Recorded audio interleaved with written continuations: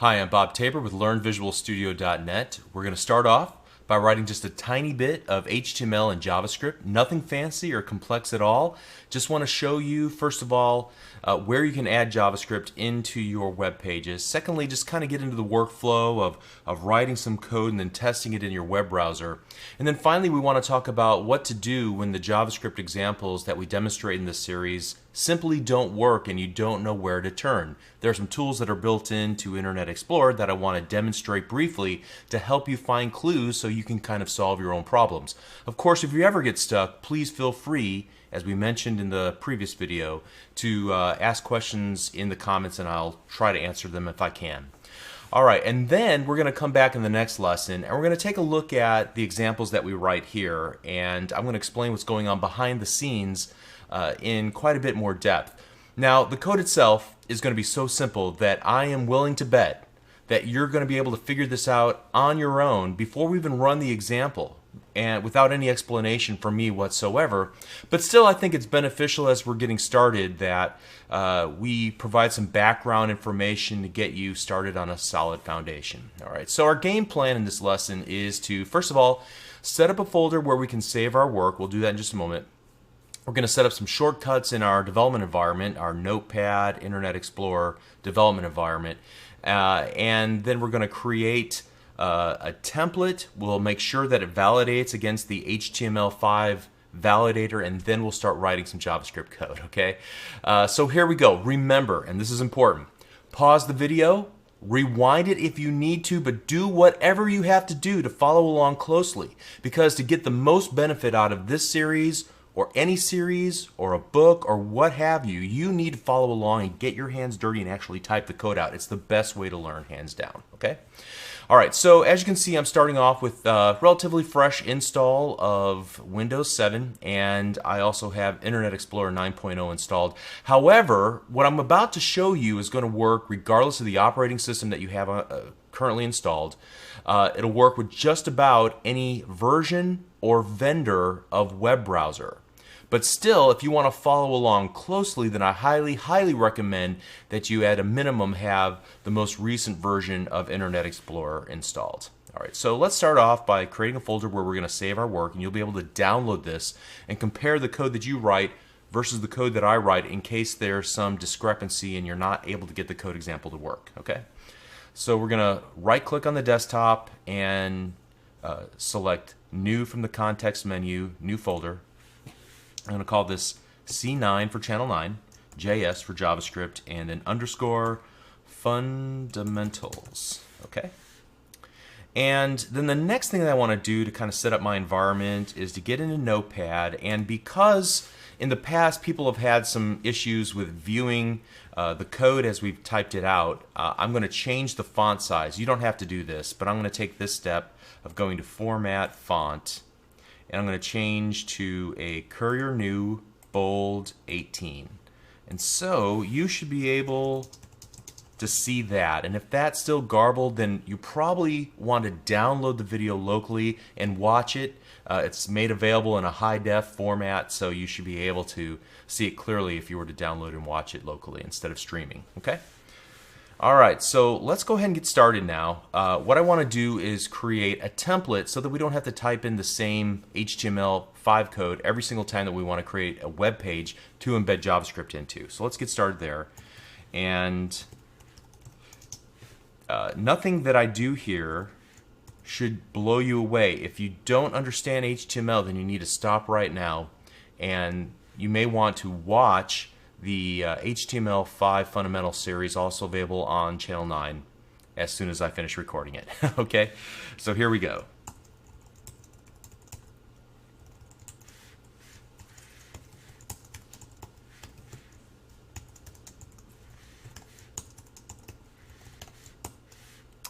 Alright, and for this to validate, I need to have a title tag in the head. And we'll just call this JavaScript example.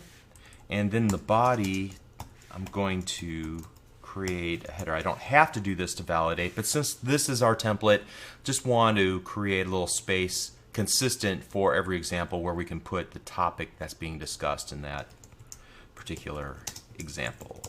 All right, so let me select File, Save As, and I want to go to the desktop and find that new folder we just created, the C9JS_fundamentals folder. And this is important. I want to change the Save As type from text documents, which is the default, to all files. Otherwise, whenever I go to save my my work, it's going to append a .txt file extension, and that'll prevent me from being able to double click on the file and open it up automatically by file association in Internet Explorer. So I want to make sure always to select all files and then type out the full name of the file. We'll just call this template.html. Template.html and click Save. If we were to open up our folder, we should be able to see it now in there. And I'm going to double click template.html and it should open it up in my web browser, and it does. Alright, so now I want to validate and make sure that I didn't type anything incorrectly, and I want to make sure that our template conforms to the HTML5 standard. Otherwise, I'm going to be fixing that problem every single time that I create a new example. So we can pick one of several different validators. My personal favorite is at html5.validator.nu. And in fact, I plan on using this so often in this series that I'm going to make it my home page. So I'm going to go to the Tools, Internet Options, Use Current, make sure that it lists html5.validator.nu, and click OK. Alright, now what I want to do is go and change the validator input from an address to a text field, because I'm going to paste in this template code that I created. So I'm going to select it, copy it, then select the text there and delete all that, and then just hit Control-V on my keyboard to paste in what I have, and then click the Validate button. And you should see the message, the document is valid, HTML5 plus area plus SVG, and so on. If you don't see that and you see some sort of an error message, a little pink or red box below where I'm seeing the green box, then you'll want to stop right now, rewind the video, and make sure that you have typed in the example exactly, precisely the way that I did. And I think that that's probably the first admonition that I'd give you as we get started, that software development, web development, is an exercise in preciseness. When we communicate in the English language, we rely on the person we're communicating to fill in the details. Perhaps we don't use proper speech, or as we're typing, we spell something slightly incorrectly, or we don't use the correct punctuation. As humans, we're able to figure that out, but as computers, it confuses them completely. So preciseness is the key, and when you're not precise, there are tools like the validator and some other things that we'll see a little bit later in this video that will help you find where the problem really is. Alright, so let's go ahead and shut this down for now. And what we want to do is use this template to create our very first JavaScript example. So I want to change the file name here. I don't want to overwrite my template.html. I'm going to hit File, Save As, making sure to change the Save As type to all files again. And this time, I'm going to just type in Hello World. This is a little warm-up exercise for us. And I'll click Save. And you should see Hello World at the very top of the title bar. Alright, so what we want to do is go to the body tag, and I'm going to add an attribute. It's going to handle an event, and we'll talk about this in the next video, and then subsequently later on we'll talk about many different events. But in this particular event, as soon as the web page loads up, we want to fire off some JavaScript. We want to execute some JavaScript code. And we're going to make it a very simple JavaScript code. Alright, so to add an attribute to an element in HTML, you put the attribute name, the equal sign, and then you use double quotes or single quotes. By convention, I'm going to use double quotes for this series. Inside of the double quotes, we want to type in the word alert, open parentheses, close parentheses. Inside of the double parentheses, we want to type two single quotes, quote, quote. Inside of the single quotes, I want to type in hello world. And I'll come back to this thought in just a moment, but let's see that this works. I'm going to hit Control-Save, go back to our Explorer window, and double-click Hello World. And a couple of things happen here. First of all, notice that I get a little error message from Internet Explorer. We'll talk about that in just a moment. I'm going to go ahead and click the button that says Allow Block Content. And you can see I get a message box pops up that says hello world. Great. All right, let's come back to that little error message we saw a moment ago and get back to that by just double clicking hello world and re-executing that web page. All right, so Internet Explorer is trying to protect you, the user of this computer that you're currently working on, from potentially malicious scripts that may be running. When you run a web page from your local hard drive, it's running in elevated permissions, and therefore it has available to it more access to resources on your computer than, say, a file that was downloaded from the internet. And so Internet Explorer wants you to be aware of this and says this could be potentially harmful. Are you willing to execute script because it can access things on your hard drive that it wouldn't normally be able to if it was running from the internet? And we know what we're doing here, right? We're going to be careful. We're not going to try to delete our hard drive or anything stupid like that. So in our case, I want to temporarily turn this off. If you're comfortable with turning this off for the series, awesome. If you're not, that's fine too. You'll just need to click that box every single time that we execute a JavaScript page, which kind of gets annoying after a little while. So I'm going to go back to the Tools menu, select Internet Options, and go to the Advanced tab. And I'm going to scroll all the way to the bottom and then bounce up just a little bit until we get to the Security section. In Internet Explorer version 9, you'll see it's the second option, allow active content to run in files on my computer. If you're using a different version, you may have to look for this same entry in a slightly different position in this list, but you should be able to find it somewhere. Furthermore, if you're using a different vendor as a web browser, you may not even see this at all. You may not even get an error message, so just keep that in mind. All right, I'm going to click OK. Close the browser and let's test out our change one more time. And this time, as soon as we load up the web page, we see hello world. So we fixed that issue. We've written our first JavaScript code, and that, take note, that's the first way that we can embed JavaScript onto a web page, by using an inline technique. We'll talk about all the techniques that we can use a little bit later, but we're going to use a second technique for now. I'm going to shut this down. I'm going to show you another way to use our template. I want to get back into Notepad. I'm going to create another web page based on our template. So I opened up an empty Notepad. I'm going to drag and drop the template into the Notepad window, and that will take the content of template and stick it into a new page. And I want to File, Save As. I'm going to go back to our folder, change Save As type to all files, and this time I want to use our naming convention, c9js_02.html. Alright, so that's for channel 9 JavaScript, and this is the second lesson, the second video, so we want to use that 02, and we'll follow that convention throughout the rest of the series. Click Save. Alright, the first thing I'm going to do is I'm going to create some additional elements on our web page. We're going to create an input box, a text box, and then also a submit button. Alright, so type equals text, just normal HTML5. We'll give it an ID.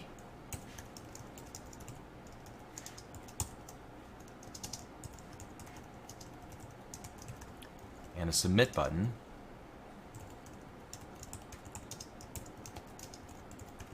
And we're going to give it a attribute of onClick equals, double quotes, and inside here we're going to call something a little bit, but I'm going to hold off on defining that just yet. Now, previously we added some JavaScript into our body tag, but this time what I want to do is add JavaScript into the head section using a script tag. So we'll do an open and closing script. Now we do have to satisfy HTML5, use a type equal attribute to tell it what to expect inside of this script. So text / JavaScript, all one word. Alright, and then inside of this script I want to write a function. We'll talk about functions later. It's not important what it is just now, but I'm going to give this function a name of substitute. Notice that I wrote the word substitute, lowercase s. I use an open and closing curly brace immediately after the word. I'm going to use a space on my keyboard and then add a open curly brace. And then I want to add a closing curly brace, creating a couple of lines of space for me here, because I'm going to type something in here in just a moment. And then making sure that this curly brace kind of lines up with the F in function. All right, so let me get the indentation level right here. And the first thing I'm going to do is create a variable called my value. I'll talk about variables a little bit later.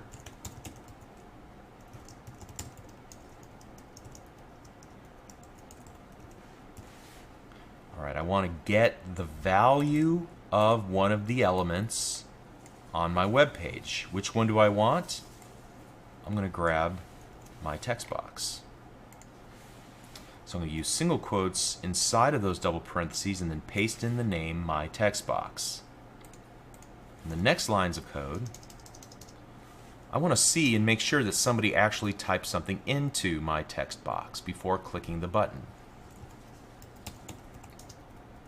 We'll talk about what this is doing in a little bit in the next video, but please note that that is a 0, not the letter O. I'm going to open another double curly brace, curly brace, and then a close curly brace that lines up with the I in if. And here, if somebody doesn't type in anything into the text box, then we want to alert them of that fact.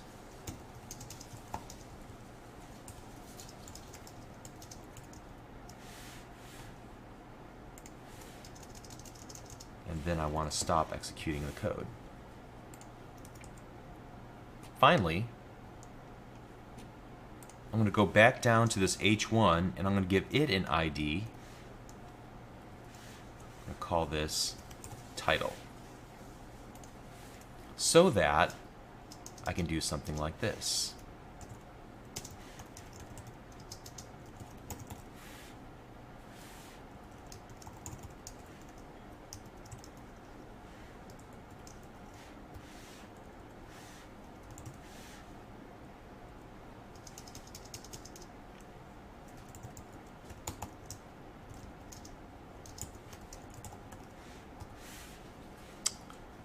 Okay, and I just realized that I spelled this wrong. All right, great. So take a moment, make sure that you have what I have. And let's save it one more time, and then let's double click it to see if it works. Here, I'll click it without typing anything in, and yet I don't see anything. The reason is because even though we wrote JavaScript, here, we never wired up, so we're going to have to call substitute. And I'll even add a semicolon at the end, and click save. Now let's double click it. Now let's just click the button, and we get a message box. Please enter a real value in the text box.